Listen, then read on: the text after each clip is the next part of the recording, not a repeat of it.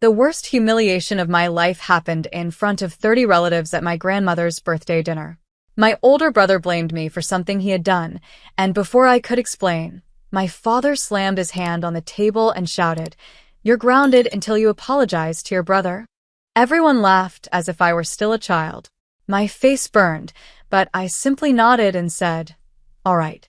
The next morning, my brother smirked and asked if I'd finally learned my place. I smiled back. 5 minutes later, our family lawyer burst through the front door carrying a sealed folder, and everything changed. My name is Claire Donovan. I'm 28 years old, and the last time my father grounded me, I wasn't 12. I own my own home. I had a successful career as an architect. I paid my own bills. Yet somehow, in front of 30 relatives, he still found a way to make me feel like the smallest person in the room. It happened during my grandmother's 75th birthday celebration. Every branch of our family had gathered at my parents' house. The backyard was decorated with string lights. Children ran across the lawn. Uncles argued over the barbecue. Grandma sat in the center of everything, smiling as 4 generations surrounded her. From the outside, we looked like the perfect family. Inside, we had been pretending for years. My older brother, Mark, had always been the favorite. When he forgot birthdays, everyone laughed and called him forgetful. When I forgot one, I was labeled inconsiderate. When he changed jobs every year, he was finding himself. When I worked overtime, I was told I cared too much about my career. It was exhausting. Still, I came to every family gathering because Grandma always whispered the same thing whenever she hugged me. Don't disappear because other people refuse to see your worth. That afternoon, she proudly showed everyone an antique porcelain vase that had belonged to our great-grandmother. "It's over 100 years old," she said carefully. "Our family has protected it through every generation." Everyone admired it before Grandma asked Mark to place it on the display table inside the dining room. "I've got it," he said confidently. About 20 minutes later, a loud crash echoed through the house. Every conversation stopped. We rushed inside. The vase lay shattered across the hardwood floor. Pieces of blue and white porcelain covered the rug. Grandma stood frozen. Her hands trembled. Before anyone could ask what happened, Mark pointed directly at me. Claire bumped into the table. Every head turned toward me. I stared at him in disbelief. "What? You knocked it over." I wasn't even in the room. Dad didn't ask where I had been. He didn't ask whether anyone had actually seen it happen. He didn't ask a single question. Instead, he slammed his hand onto the dining table. Enough. The entire room fell silent. 30 relatives watched as he pointed toward me. "I'm tired of your excuses. You owe your grandmother an apology." I looked at him calmly. "Dad, I didn't break it." He cut me off immediately. "Stop arguing. Your brother has no reason to lie." A few cousins looked away uncomfortably. My aunt quietly opened her mouth as if she wanted to speak, then stayed silent. Dad folded his arms. "And since you still refuse to admit what you did," his voice became louder, "you're grounded until you apologize to your brother." For one long second, nobody spoke. Then a few awkward laughs drifted through the room. Someone whispered, "Grounded?" Another relative chuckled nervously. My face burned with embarrassment. Not because I cared about being grounded. I was 28 years old. I hadn't lived in my parents' house for years. What hurt was being publicly judged without anyone caring whether the accusation was true. I looked across the room. Mark wasn't embarrassed. He was smiling. Just slightly. Just enough for me to notice. At that moment, I understood something. This had never been about the vase. It was about knowing I'd once again become the easiest person to blame. I looked at my father, then at my grandmother. Finally, I nodded once. "All right. Just one word. Nothing more." I quietly helped sweep the broken porcelain into a box. I hugged Grandma before leaving. Then I drove home without defending myself a single time. That night, I packed one suitcase. Not because I planned to run away. Because I had been considering stepping back from this family for months. Just before midnight, my phone buzzed. The message came from James Whitmore, the attorney who had handled my late grandfather's affairs for years. It contained only one sentence. Claire, don't leave tomorrow morning until I arrive. Your grandfather prepared for this day. I barely slept that night. Not because I was angry, because James Whitmore's message kept replaying in my mind. Your grandfather prepared for this day. Prepared for what? How could Grandpa possibly have known something like this would happen years after he was gone? At 6:30 the next morning, I loaded my suitcase into my car. I wasn't planning to disappear forever. I simply needed distance. Healthy distance. As I reached for the driver's door, another car slowly pulled into the driveway behind me. It was my father. He stepped out carrying his coffee like nothing unusual had happened the night before. So, he called, ready to apologize? I looked at him. No. His expression hardened. Claire, you're 28. Stop acting like a stubborn teenager. I asked you one simple thing. No, I replied calmly. You asked me to admit to something I didn't do. Before he could answer, Mark walked out of the house. The smug smile on his face immediately returned. Morning, he said. So, have you finally learned your place? I looked at him without saying a word. That seemed to bother him more than an argument would have. He laughed awkwardly. What? Nothing to say. I simply closed my car door. For the first time in years, I realized silence could be more powerful than defending myself. Mom appeared on the porch. Both of you enough. She looked directly at me. Claire, just apologize. This family has already wasted enough time over one broken vase. I smiled sadly. No. Dad sighed dramatically. I can't believe you're still doing this. Then, before anyone could say another word, a dark sedan turned slowly into the driveway. The moment I saw it, I recognized the license plate. James Whitmore, our family's attorney for nearly 3 decades. He parked beside my car, stepped out carrying a worn leather briefcase, and adjusted his glasses. His calm expression immediately changed the atmosphere. Dad frowned. James, what are you doing here? I came because Richard Donovan instructed me to. Dad looked confused. My father? Yes. Several years ago. James closed the car door carefully. He left written legal instructions directing me to visit this house immediately if a very specific situation ever occurred. Mom exchanged a puzzled glance with Dad. Mark chuckled. This is about Grandpa's estate? I thought everything was settled. James looked directly at him. It was. This concerns something else. He turned toward all of us. I need everyone currently in the house to gather in the living room. Dad folded his arms. Why? Because your father requested that no document be opened unless every immediate family member was present. Within minutes, everyone was seated. Even Grandma, who looked tired after the previous evening, quietly joined us. James placed his briefcase on the coffee table. He opened it carefully and removed a thick sealed folder tied with a faded blue ribbon. Across the front, written in my grandfather's unmistakable handwriting, were the words, "To be opened only if Claire is publicly humiliated without being given a chance to speak." The room went completely silent. Dad stared at the folder. His face slowly lost its color. James looked at him gently. Before I continue, I need to ask one question. He removed a pair of reading glasses. Within the past 24 hours, was Claire publicly accused, blamed, or disciplined before anyone asked for her version of events? Dad answered immediately. Yes. I grounded her. James nodded once. I thought so. He carefully untied the blue ribbon, opened the folder, unfolded the first handwritten page, and quietly began reading the opening sentence aloud. If my granddaughter is ever publicly punished before she is heard, then this family has ignored the most important lesson I tried to teach. James adjusted his glasses and looked around the room.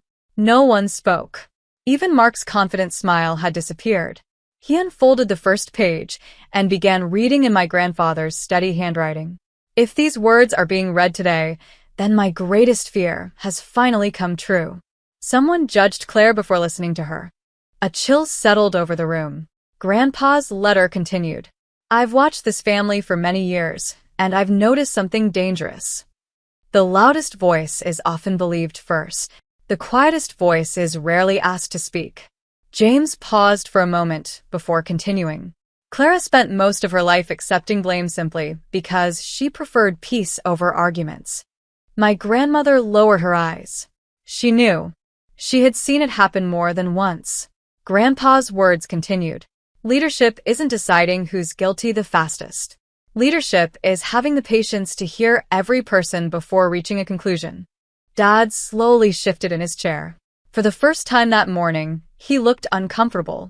James carefully placed the letter on the table and removed a second envelope from the folder. "This," he said quietly, "contains additional information your father instructed me to keep." Mark frowned. "What information?" James looked directly at him. The information he believed would eventually become necessary. He removed several printed photographs. Then, he placed them one by one across the coffee table. The first photograph showed the dining room from the previous evening. The second showed the antique vase sitting safely on the display table. The third stopped everyone cold. It clearly showed Mark reaching across the table while looking at his phone. His elbow caught the vase. The porcelain tipped.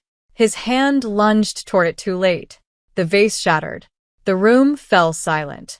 Dad stared at the photographs. "What?" Mark's face turned pale. James calmly explained.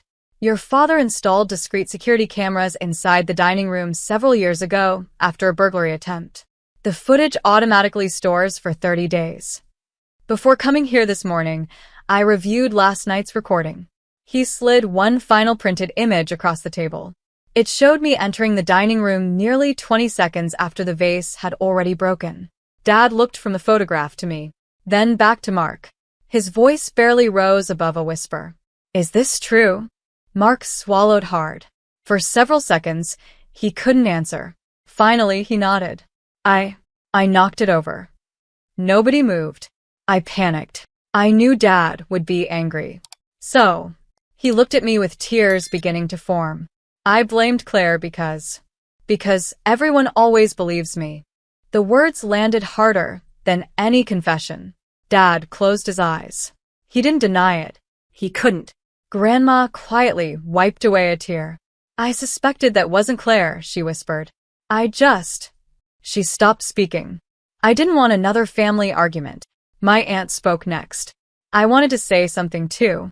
I saw Mark carrying the vase. I should have spoken up." One by one, relatives admitted the same thing. They hadn't known exactly what happened, but they also hadn't questioned the accusation. Silence had been easier. Dad slowly turned toward me. His eyes were full of regret. "I never even asked where you were." I shook my head gently. "No." "You didn't." James gathered the photographs into a neat stack. Richard anticipated this wasn't simply about one broken heirloom. He opened one final sealed envelope inside the folder. His expression became even more serious. "There is one last instruction from your grandfather." He looked around the room before saying quietly, "And beginning today, it changes how this family will make important decisions for years to come." James carefully unfolded the final document. The room remained completely silent. Even the ticking clock on the fireplace seemed louder than before. He adjusted his glasses and began reading. "To my family, if you have reached this page, then Claire has once again shown the patience I always admired in her." My throat tightened. Grandpa continued. "She has never confused silence with weakness. She simply understood that truth doesn't need to shout." James looked up briefly before continuing. "For years, I searched for someone capable of helping this family solve disagreements fairly after I was gone." Dad frowned. "What does that mean?" James gently held up one hand. "Please let me finish." He continued reading. "After much thought, I appointed Claire to oversee the Donovan Family Trust's annual family council." A ripple of surprise spread across the room. Mark looked stunned. "The trust?" Dad blinked. "I thought I was responsible for that." James shook his head. "You manage the financial reports. But your father created something separate." He opened another folder. "Every year, the Donovan Family Trust distributes educational grants, emergency assistance, and maintenance funds for family property." He placed the legal documents on the coffee table. Richard believed those decisions should always be guided by the person he trusted most to remain calm under pressure. He looked directly at me. That person was Claire. I stared at him. I had no idea. You weren't supposed to. Your grandfather instructed me not to tell you unless this specific situation occurred. Dad slowly lowered his head. So, after everything I said yesterday? James nodded gently. Your father still believed Claire was the best person to protect fairness within this family. No one spoke. The weight of Grandpa's faith filled every corner of the room. Mark quietly rubbed his face. I don't deserve an apology from you. He looked at me. You deserve one from me. He stood. I'm sorry. I lied. I let everyone believe you were responsible because I was afraid of disappointing Dad. He swallowed hard. But the truth is, I disappointed everyone anyway. I smiled softly. Thank you for telling the truth. Dad stood next. His voice was unsteady. Claire, I embarrassed you in front of 30 people. I treated you like a child. I never gave you the chance to explain. He paused. I've spent years believing being a father meant making quick decisions. I understand now that real leadership starts with listening. My grandmother quietly reached for my hand. I wish I'd spoken up yesterday. So, do I. But we're here now. Mom wiped away tears. We all failed you. I shook my head gently. This wasn't about one broken vase. It was about years of assumptions. Years of believing one person first and asking questions later. James carefully closed the legal folder. Richard left one final note regarding Claire's new responsibility. He smiled warmly. He wrote, "This isn't a reward for suffering. It's a responsibility earned through patience, integrity, and the rare ability to remain fair even when treated unfairly." The room fell silent once again. Before putting everything back into his briefcase, James reached inside one last time. He removed a small cream-colored envelope with my name written across the front. He placed it gently in my hands. Your grandfather asked me to give you this. Only after every member of the family had spoken honestly. For a long moment, I simply stared at the cream-colored envelope. My grandfather's handwriting covered the front. For Claire. Open only after everyone has finally chosen honesty over pride. I carefully broke the seal. The paper inside felt worn, as though it had been waiting years for this exact moment. I began reading aloud. My dearest Claire, if you've reached this page, then something beautiful has happened. I smiled through tears. Not because someone made a mistake. Mistakes happen in every family. But because someone finally admitted one. The room remained silent. Grandpa's words continued. Families don't fall apart because people are imperfect. They fall apart when pride becomes more important than truth. I looked around the room. No one interrupted. Dad sat quietly with his hands folded. Mark stared at the floor. Even the younger cousins listened without moving. I continued reading.